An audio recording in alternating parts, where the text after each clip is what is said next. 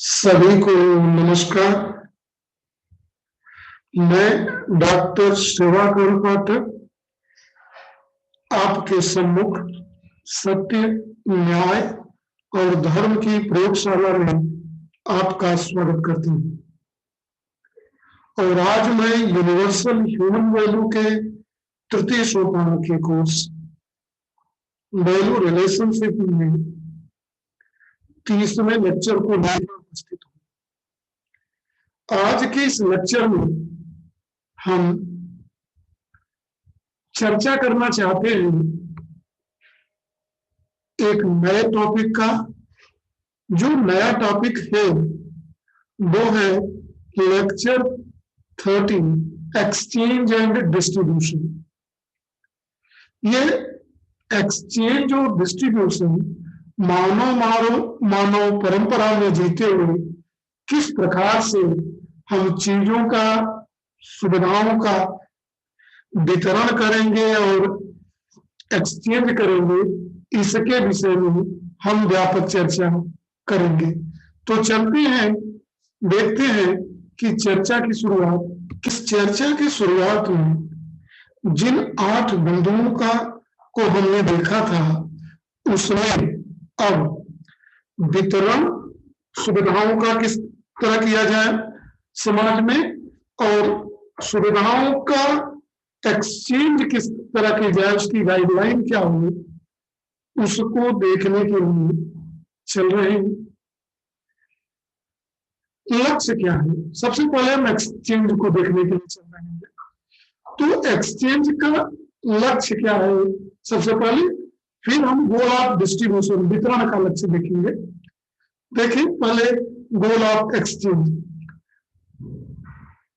मुख्य लक्ष्य जो एक्सचेंज का यह है कि यह सुनिश्चित करना है कि सभी आवश्यक सुविधाएं उपलब्ध हों और जितनी भी सर्विसेज मानव परंपरा में जीने के लिए जरूरी हो, उन सभी सेवाएं हर एक मानव को मिल सकें। कहीं भी, कितने भी बड़े रीजन में और किसी समय सुविधाएं और सेवा, जो भी सुविधा और सेवा है वो हर व्यक्ति को सुनिश्चित की, उसकी उपलब्धता को सुनिश्चित किया जाए। यह एक्सचेंज का लक्ष्य है। जबकि डिस्ट्रीब्यूशन का लक्ष्य है कि हमको निर्वहन करना है, आवश्यकताओं की फुलफिलमेंट करना है परिवार में सभी लोगों का। जो सुविधाएं मैं उत्पादित करता हूं या कमाता हूं, उस सुविधाओं का डिस्ट्रीब्यूशन पूरे परिवार में और स्वयं के परिवार से लेकर अपनी क्षमता के अनुसार विश्व परिवार तक। जब हम स्वयं के परिवार से लेकर विश्व परिवार की बात करते हैं, extending everyone in the family to up to world family, तो इसमें क्या इंक्लूड होता है देख लीजिए। Those who are unable to produce and have no family social support, उन सभी को सुविधाएं मिल जाए जो इसको उत्पादन करने में असमर्थ हैं, जिनके पास कोई परिवार नहीं है, कोई सामाजिक सपोर्ट नहीं है, सहयोग नहीं है।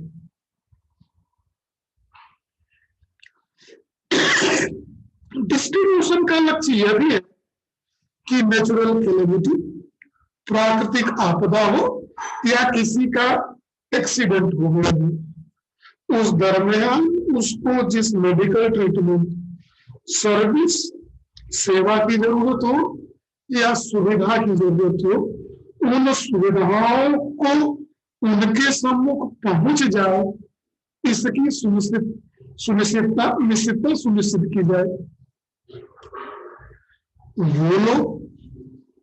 जो लोग सेवा सेक्टर में फुल टाइम काम कर रहे हैं समाज में, जो स्वयं के लिए सुविधाएं पैदा नहीं कर सकते, उन लोगों को मिल जाए। जिनके पास समय नहीं है, जो पूरा समय सेवा में लगा रहे हैं, जैसे डॉक्टर है। जिस सामाजिक व्यवस्था के अंदर हम देख रहे हैं कि मनी का कोई रोल ना हो और सारा काम एक्सचेंज और डिस्ट्रीब्यूशन के माध्यम से हो, तो जो सेवा सेक्टर में है उनको क्या क्या चीजें चाहिए खाने पीने के लिए, रोटी कपड़ा मकान के लिए क्या क्या चीजें चाहिए, पोषण सुरक्षा और शरीर के सही उपयोग के लिए उन सभी चीजों की उपलब्धता उनकी आवश्यकता से थोड़ा ज्यादा सुनिश्चित करने के लिए डिस्ट्रीब्यूशन का प्रयोग का कॉन्सेप्ट है ऐसे लोगों को। देखें अगली स्लाइड को। जो एक्सचेंज है, इस एक्सचेंज में सुविधाएं एक के पास रहती है, मटेरियल है, जैसे वीट एक जगह गेहूं एक जगह पैदा हुआ है, दूसरी जगह नहीं है, तो एक जगह का गेहूं जो उनकी जरूरतों से ज्यादा है दूसरी जगह पहुंचाना, जहां उसकी उपलब्धता नहीं है, और दूसरी जगह जो सामान की उपलब्धता है अगर उसकी जरूरत वाली जगह है तो उसको उसके बदले में हलाना। इस प्रक्रिया में किसी चीज के उत्पादन की जरूरत नहीं है, फुल एक्सचेंज का कॉन्सेप्ट है, और this is for mutual fulfilment. यह उभय सुख की प्राप्ति है कि जो वस्तु एक के पास नहीं है और वो वस्तु दूसरे व्यक्ति के पास ज्यादा मात्रा में है, तो चीज का उनको दे देंगे, उसके बदले में जो दूसरे वाले को नहीं है वो पहला वाला दे देगा। इसमें किसी शोषण की कोई बात नहीं होनी चाहिए। It is for mutual fulfilment, not for exploitation. या कहीं से भी एक्सप्लॉयटेशन के लिए न हो।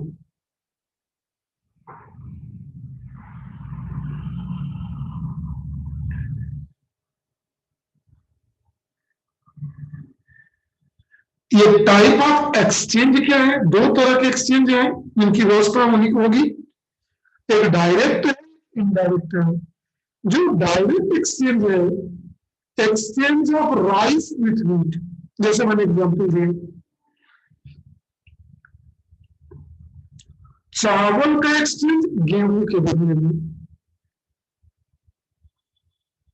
एग्जाम्पल है sale and purchase of rice through money. अगर पैसे का वितरण चल रहा है, न्यूनतम करेंसी का उपयोग का कॉन्सेप्ट है, तो किसी चीज को पैसे के लिए या तो खरीदा जाए या बेचा जाए। दो तरह का कॉन्सेप्ट यहां है, देख लें। डायरेक्ट और इनडायरेक्ट के केस में इन दोनों का, जैसे चना के बदले अरहर की दाल, चना की दाल के बदले अरहर की दाल, मसूर की दाल, तेल का एक्सचेंज, कपड़े का एक्सचेंज, कपड़े के बदले किसी सामान से एक्सचेंज। इनडायरेक्ट में है किसी सामान को पैसे से खरीद लिया जाए। वाई एक्सचेंज, यह अदला बदली क्यों जरूरी है, क्यों होना चाहिए? इसका एक कारण ये है, कोई भी समूह, कोई भी गांव, कोई भी गांव का समूह मानवीय परंपरा को सुचारू रूप से बिना किसी रुकावट के चलने के लिए हर चीजों का उत्पादन करने की क्षमता नहीं है।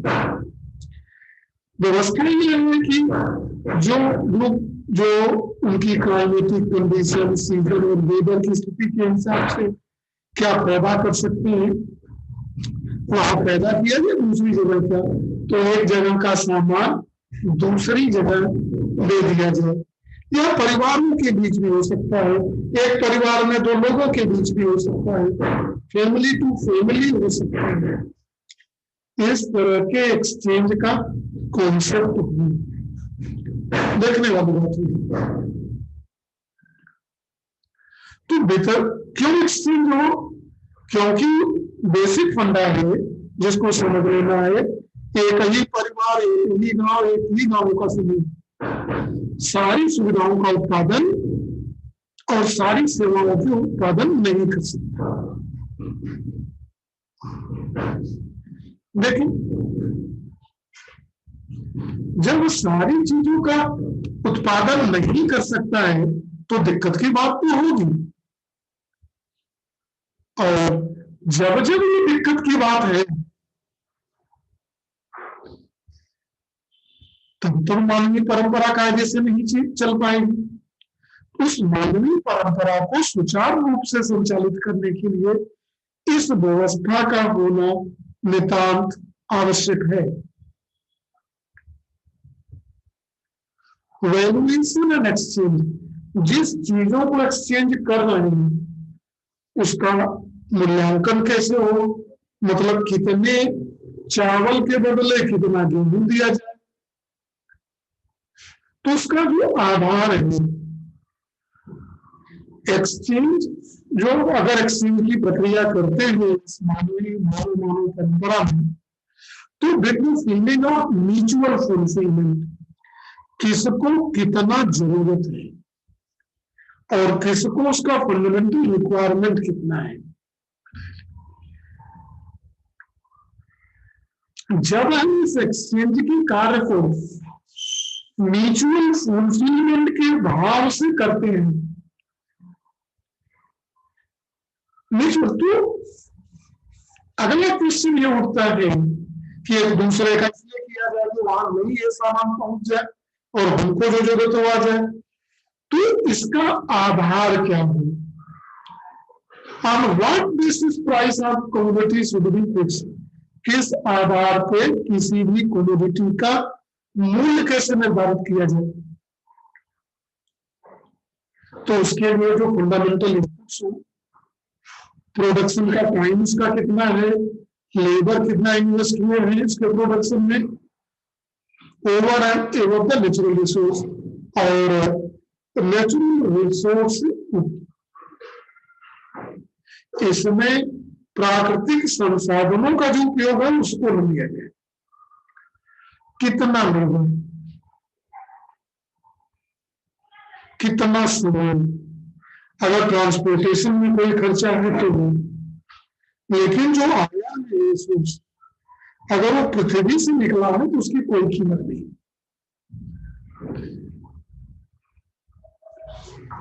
Natural resources are naturally available on the earth, and every human being has equal right over it. जैसे कोयला पैदा हुआ है और कोयला कोयले की खदान से मेरे पास आ रहा है, उस कोयले के समस्त मानव जाति का अधिकार है, तो उसके लाने उसके निकालने में उड़ाने में जो खर्चा हो वही उसकी कीमत है, कितना लेबर कास्ट है उसको कोयले की विकास की निर्धारित नहीं, क्योंकि उस प्राकृतिक संसाधन पे सबका बराबर का अधिकार है, और ये संपदा जो है समाज की है और सभी व्यक्ति की है। We produce or manufacture necessary thing when you put over the time, labor and natural resource. हमको वही चीज उत्पादन करना चाहिए प्राकृतिक संसाधनों से जिसकी जरूरत है मानवीय परंपरा को बिना किसी रुकावट के संबंधों में जीने के लिए जिन जिन सुविधाओं की आवश्यकता है उन्हीं सुविधाओं का उत्पादन किया जाए।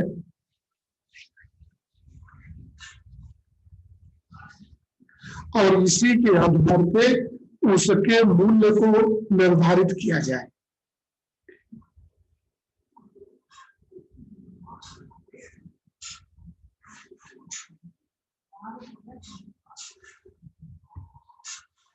बेसिस ऑफ एक्सचेंज देखते हैं, किस पे आधार क्या है? Evaluation on the basis of labour invested, गेहूं की क्या कीमत हो, कि कितना लेबर उस पर कार्य किए। Major part of production happens naturally in the nature, अधिकतर अन्न वगैरह जो भी चीजें हैं वो तो जो है प्रकृति में ही पैदा होती है। A man invests his labor in the process. This can be clearly seen in case of agricultural productions. जो एग्रीकल्चर प्रोडक्शन में जो अन्न पैदा होते हैं उसमें लेबर कास्ट इन्वेस्टेड होता है। सिर्फ जो खेती कर रहा है कितना मेहनत कर रहा है उसके आधार पे उसका मूल्यांकन है, कितने समय में पैदा हो रहा है, टाइम कितना लग रहा है। जो उसको फंडामेंटल है वो लेबर है, और रेस्ट आउट उसके अतिरिक्त इंस्ट्रूमेंट, मनी, ये सब सपोर्टिंग है। तो ये तीनों चीजें इनकी प्राइमरी बेस होगा चीजों के आदान प्रदान की कड़ी। श्रम का मूल्य समझ लें पहली बात,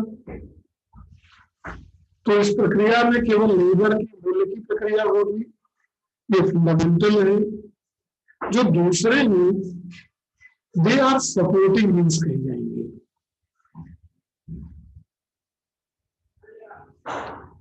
लेबर इन्वेस्टमेंट है क्या? How to fix the price based on evolution of labour invested, how to calculate value of labour, time hour factor, other factor, difficulty of work, time and effort invested in the skill preparation, resource needed. जो मूल्य निर्धारण है उनके जो मुख्य factor क्या है कि लेबर पे निर्भर है, तो लेबर का कैलकुलेशन किस तरह किया जाए कि उस उत्पादित वस्तु का मूल्य निर्धारित हो सके।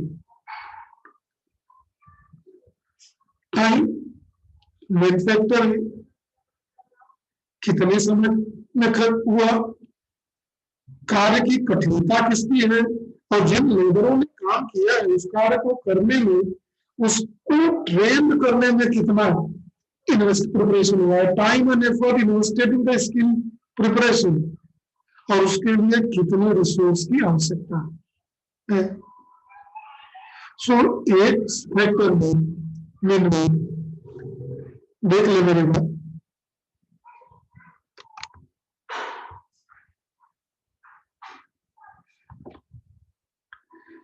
these other factors may contribute as a weight factor maximum 1:5,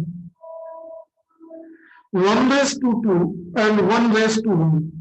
Difficulty of work 1:5, time and effort invested in the skill preparation 1:2, resource needed 1:2.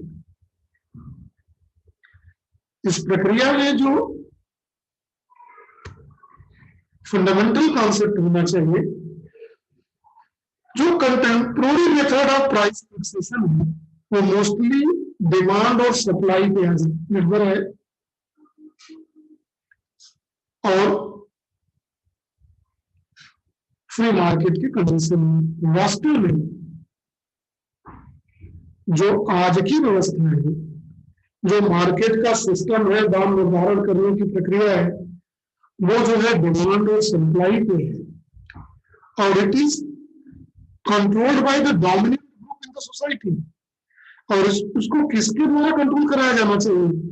जो समाज में प्रभावशाली ग्रुप है उनके द्वारा।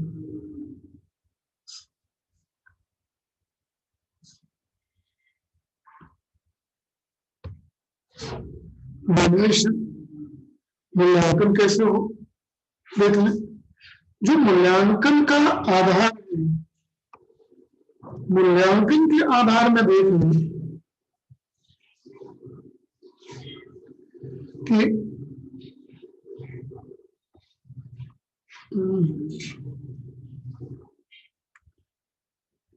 जरा से सही स्लाइड ले लेंगे। Valuation based on labour hours free from profit loss. श्रमिक कितना लगे हैं, कितने घंटे काम किए हैं, उसके आधार पर मूल्यांकन हो। इसमें लाभ हानि की कोई बात नहीं होनी चाहिए। और जो प्रक्रिया हो, व्यवस्था जो हो वितरण एक्सचेंज की, एक्सेप्टेंस ऑफ रिलेशनशिप, नौ भावों के साथ विश्वास से लेके प्रेम तक।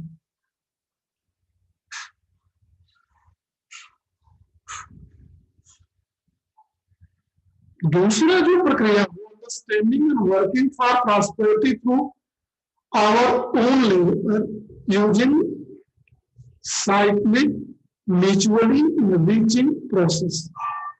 जो भी ज्ञान के आधार पर समझ में हो कि जो उत्पादन किया जा रहा है उस चीज के उत्पादन में पूरा वो इको फ्रेंडली है और पीपल फ्रेंडली है। कोई भी उत्पादन प्रकृति को नुकसान करने के लिए नहीं पैदा किया, ना कोई केमिकल फर्टिलाइजर का सीमा से ज्यादा प्रयोग है, ना के बराबर है। जो बायो मिन्योर है उसी का प्रयोग किया गया है खेती के लिए। और जो चीजें प्रयुक्त की गई है वो सब साइक्लिक प्रोसेस में है, डिकम्पोजिशन में है, कि जो चीजों का वहां डाला गया है वो एक प्रक्रिया के बाद डिकम्पोज होकर अपने नेचुरल प्रोसेस में आ जाएगा।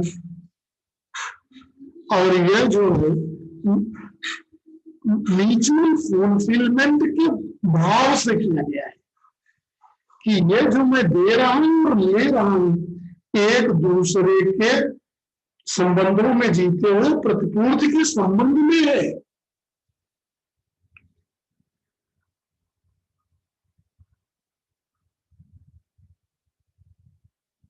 आज ट्रेडिशनल सिस्टम ऑफ एक्सचेंज क्या है? डायरेक्ट हुंडी सिस्टम ये जानते हैं और चलता ही है। करंट सिस्टम क्या है? आज की व्यवस्था क्या है? आज जो चीजें हैं सब मूल्य पे है, कीमत है। अपनी चीज बेचिए, उसकी कीमत ले लीजिए, फिर दूसरा वस्तु जो खरीदना चाहती है उसकी जो कीमत हो। यह जो है मार्केट की कंडीशन और अर्थशास्त्र के निर्भर है। और जब हम पैसे के आधार पे, करेंसी के आधार पे किसी चीज को बेचते हैं या खरीदते हैं आज के अर्थशास्त्र में, तो यह डिमांड और supply, inflation rate of currency exchange, demonetisation, devaluation, कई प्रक्रियाएं हैं जिनके तहत आज किसी भी वस्तु के उत्पादन का मूल्य निर्धारित होता है। और इसका जो मूल उद्देश्य है कि किसी तरह अधिकाधिक लाभ कमाया जाए।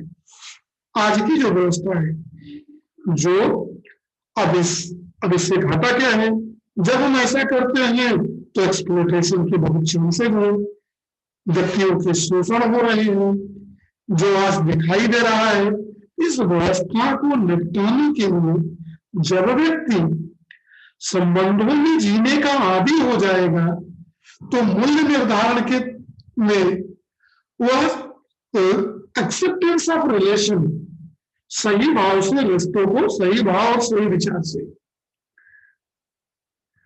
और ये देखेंगे इसमें यह भी हो कि जो उत्पादन किया गया वो साइक्लिक प्रोसेस का है कि नॉन साइक्लिक प्रोसेस से किया गया है। यह भी एक आधार होगा। देखिए वैल्यूएशन जो है मूल्यांकन लेबर आवर का, एक श्रमिक का है account for all direct labour hour for setup, raw material production, allocated labour hour of tools equipment used. क्या सेटअप है, क्या उसमें रॉ मटेरियल लगा है, उत्पादन क्या हुआ है, कितना निर्धारित किया गया था लेबर आवर और कितना टूल्स और इक्विपमेंट यूज हुआ उसमें। एग्जाम्पल है, अगर देखें अगली स्लाइड में डिटेल में दिया गया है, 1 liter of milk is equal to 1 hour 45 minute of labour. Detailed next slide. Exercise evaluate the labour hours for making 10 chapati and clinical classrooms. 10 चपाती बनाना और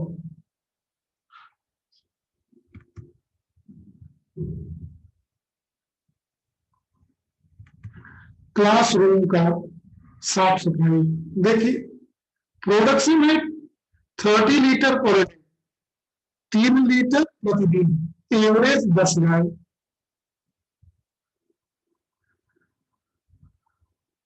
लेबर कितने लगी, मान लीजिए 12 man hours per day, feed etcetera rupees 2000 per day और equivalent of maximum 40 man hours man per day. Maintenance rupees 33 per day, this is example, at rate of 12,000 per year, 0.73 hours per day, total labor 53 man hours per day, production unit अगर निकाले क्या हो जाएगा 1 hour 46 minute per liter। Production क्या cast क्या हुआ in labour our 1 hour 46 minute per liter, so in rupees ये क्या हो गया पर आवर का 88 पर मीटर, ये उसकी कास्ट निर्धारित हो गई। Assuming 1 man hour is equal to given this।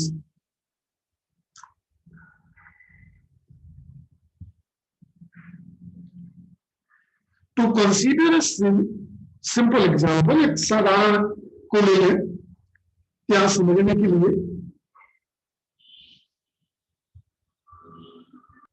देखिए जो टेक्निक दी गई है पीछे के स्लाइड में कहा गया है, उस टेक्निक से हम किसी भी तरह लेबर कैलकुलेशन चेंज कर सकते हैं कि कैसे एक वस्तु को जब दूसरे को देते हैं और दूसरे से वस्तु लेते हैं उसकी कास्ट को किस तरह से कैलकुलेट कर सकते हैं। 1 kg of meat 1 kg of rice का भी हम निकाल सकते हैं, उसके हिसाब से एक्सचेंज की प्रक्रिया करा सकते हैं। इसी तरह हम कपड़े को देख सकते हैं, खाने को देख सकते हैं कि कपड़े से खाने का एक्सचेंज का कर सकते हैं सामान का। तो जो चीजें हैं कितना किया जा रहा है और किस आधार पर किया जा रहा है, चीजों के एक्सचेंज का काम हो सकता है। में भी और इस हिसाब से यह भी कहा जा सकता है कि कितने मीटर कपड़े को कितने किलोग्राम फूड ग्रेन से एक्सचेंज किया जा सकता है। और इसके लिए डिटेल कैलकुलेशन की गाइडलाइन बनाई जाने की जरूरत है। जिस प्रक्रिया का एक एग्जाम्पल दिया गया है, जो एक्सचेंज और डिस्ट्रीब्यूशन की प्रक्रिया में बिना किसी घृणा के भाव के, बिना किसी दुख के भाव की, मानवीय परंपरा में संबंधों के जीते हुए प्रक्रिया का एडॉप्शन हो सकता है। अब हमको इन चीजों में जब भी हम एक्सचेंज की पॉलिसी को कर रहे हैं तो हम 3 चीजों के महत्व को हम जरूर ध्यान में रखेंगे। पहला है इंपॉर्टेंस ऑफ मेंटालिटी, मानसिकता। जब हम एक्सचेंज की पॉलिसी डिसाइड कर रहे हैं तो उसके पीछे मेरा आधार क्या है, मैं किस आधार पे 2 वस्तुओं के एक्सचेंज में कीमत को कैसे निर्धारित कर रहा हूं। और इसमें इस एक्सचेंज में कीमत निर्धारित करने में एक ही आधार जो सहज स्वीकृति पर आधारित हो और ईमानदारी के साथ निर्धारित किया जाए, और इसमें कहीं भी हानि लाभ, एक्सप्लॉयटेशन और एक्यूमुलेशन की बात कहीं भी नहीं हुई।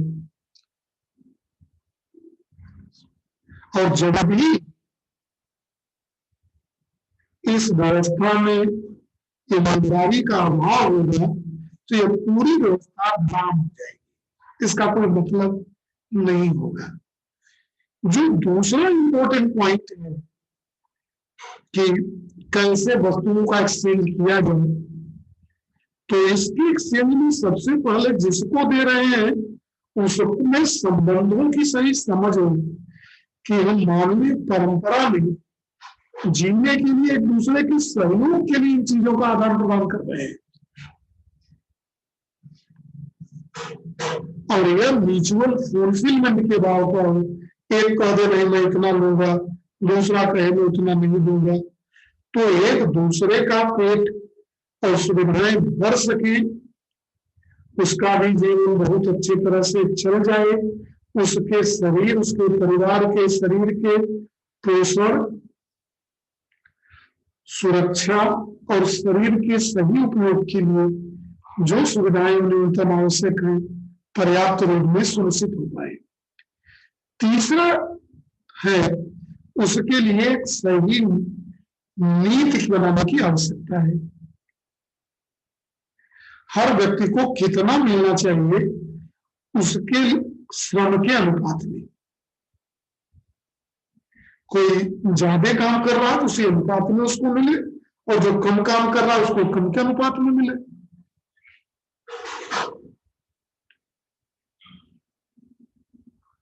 और जब भी नीतियां बदले तो एक्सचेंज की सिस्टम की जो डिजाइन हो उसका मुख्य आधार संबंध और रिलेशनशिप और म्यूचुअल फुलफिलमेंट आपस में चीजों की निर्वहन की हो प्रवृत्ति कि एक दूसरे के जरूरतों और भावों को पर्याप्त रूप से भरने का आधार हो, इस आधार पर पॉलिसियों का निर्धारण हो। देखिए डिस्ट्रीब्यूशन में जिसमें चैरिटी वगैरह के वर्क हो, अब वितरण की बात क्या है, एक्सचेंज की बात हो गई, अब वितरण की प्रक्रिया को देख रहे हैं, तो वितरण डिस्ट्रीब्यूशन के लिए कहा कि डिस्ट्रीब्यूशन क्या है, जो सेवा सेक्टर में काम कर रहे हैं उनके लिए जरूरी है। किसी का एक्सीडेंट हो गया है, कोई बीमार हो गया है, या कोई ऐसा रीजन हो गया है कि जिससे वो नहीं ला पाता है चीजों को, उसको जरूरत है, तो distribution is even more important then exchange. तो अगर इन चीजों को हम देखेंगे तो डिस्ट्रीब्यूशन सिस्टम भी प्रॉपर होना चाहिए, उसका भी एक स्थान है। अब जो सेवा सेक्टर में या जो किसी तरह से फंस गए हैं एक्सीडेंट वगैरह में, उनकी चर्चा ठीक पिछले की स्लाइडों में की जा चुकी है। इस प्रकार से वो संबंधों को देखते हुए कि सभी लोगों को जो भी सुविधाएं जरूरत हो वो पहुंच सके, सभी परिवारों में, परिवार से लेकर विश्व परिवार तक। तो समाज में, बाजार में, परिवार में जहां भी जो या तो कर न सके उस चीज का उत्पादन उनकी करने की क्षमता न हो, तो उन सभी को पहुंचना डिस्ट्रीब्यूशन सिस्टम के तहत है। जब हम इस डिस्ट्रीब्यूशन को समाज के स्तर से जोड़ते हैं तो इसमें कई तरह की प्रक्रिया है। चैरिटी का भाव है और तरह के कार्य हैं जिसका अपना समाज में महत्व हो, ऐसे करने वालों को सम्मानित भी किए जाने की जरूरत है। और जब समाज में संबंधों को ध्यान में रखते हुए सुविधाओं का वितरण करेंगे तब इनएप्रोप्रिएट नहीं होगा, that will be the appropriate distribution of the physical facility. तब सुविधाओं का समान रूप से, अनुपातिक रूप से डिस्ट्रीब्यूशन होगा। जो जब चैरिटी का भाव होगा तब वो डिस्ट्रीब्यूशन की दिशा में एक सार्थक प्रयास करता हुआ नजर आएगा, और जिसके कारण हम सबकी जरूरतों को पूरा कर सकते हैं। किनकी बाढ़ आ गई, सूखाग्रस्त क्षेत्र हो, किसी का घर आग से स्वाहा हो गया हो, किसी के घर बीमार लोग पड़ गए हो, एक्सीडेंट हो गया हो,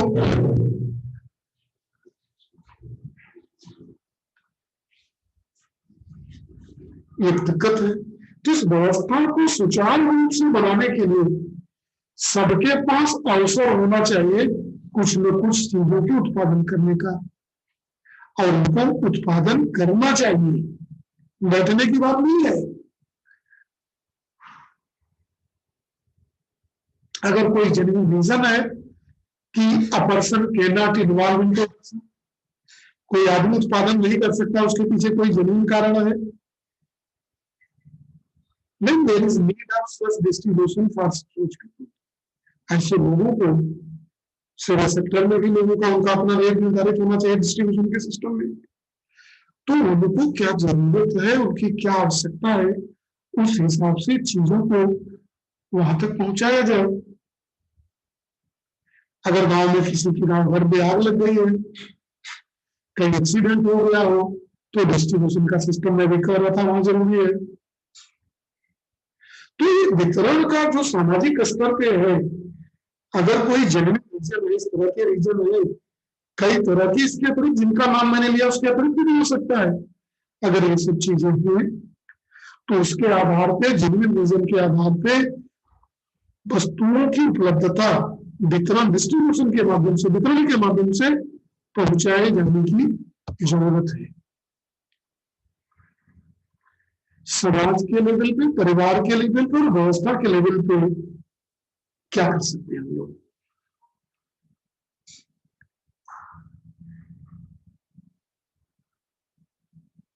मुख्य बात है इस पूरी समस्या में, जब तक हमें संबंधों का सही सही ज्ञान नहीं होगा, सह अस्तित्व का रियलाइजेशन नहीं होगा, कोएग्जिस्टेंस का रियलाइजेशन नहीं होगा, तब तक यह व्यवस्था पूर्णतया धराशायी होती हुई प्रतीत होगी।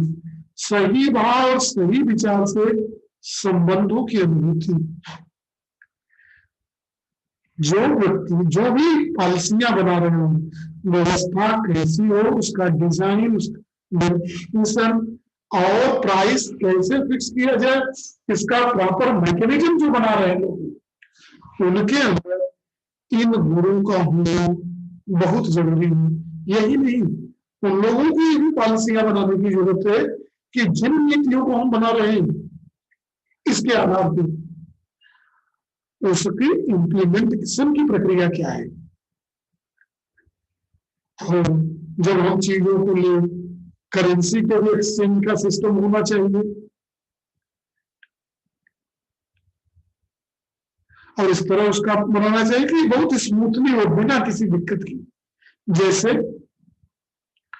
गांव में परिवर्तन का सेंटर होना चाहिए, जहां जो है लोकल लोग अपना वहां ला के सामानों का एक्सचेंज कर सके, एक हाथ टाइप का हो, मेरे पास गेहूं है तो गेहूं लेके जाऊं, और उसके बदले क्या रेट बन रहा है, कौन कौन सी चीज लेके चला।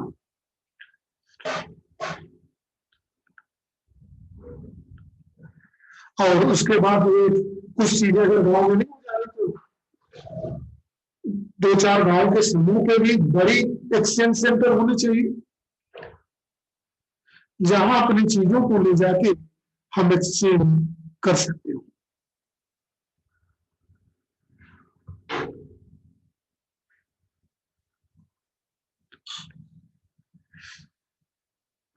थ्री लेवल सिस्टम एक्सचेंज का हो कि इक्वल लेवल पे, लार्जर लेवल पे और स्मॉलर लेवल पे, तीनों लेवलों की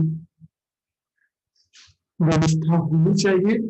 उसका नियम कानून होना चाहिए, पॉलिसी निर्धारित करने वाले संबंधों की सही समझ रखने वाले हो, अस्तित्व को समझते हो, उसमें जीते हो। कुछ उदाहरण है, equity of working at level of district, Then the exchange center at the district level should exchange the items. अगर मैं जिला स्तर पे कहूँ तो ये भी किया जा सकता है, चीजों को ले जाइए वहां बदल लीजिए।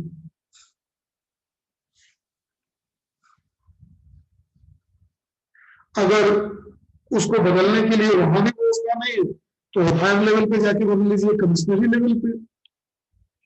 थर्ड टाइप का है वहां भी ना हो रहा हो तो ले जाके स्टेट लेवल पे बदल दीजिए। स्मॉलर यूनिट भी हो, गांव के लेवल पे बदल दीजिए, ब्लॉक के लेवल पे बदल दीजिए, गांव के समूह के लेवल पे पहुंच, पंचायत के लेवल पे। तो इस तरह के इक्वल लेवल, लार्जर लेवल और स्मॉलर लेवल की कल्पना की जा सकती है व्यवस्था को सुचारू रूप से चलाने के लिए। इन चीजों को समझने की जरूरत है। जब हम मानवीय परंपरा में जीते हैं तो जो 8 सोपान उसके लिए दर्शाए गए थे, उस 8 सोपानों में आज हम एक्सचेंज और डिस्ट्रीब्यूशन के सिस्टम पर चर्चा की। अगले लेक्चर में एक पुनः नए विषय के साथ आपसे जरूर मिलेंगे। तब तक के लिए सभी को नमस्कार।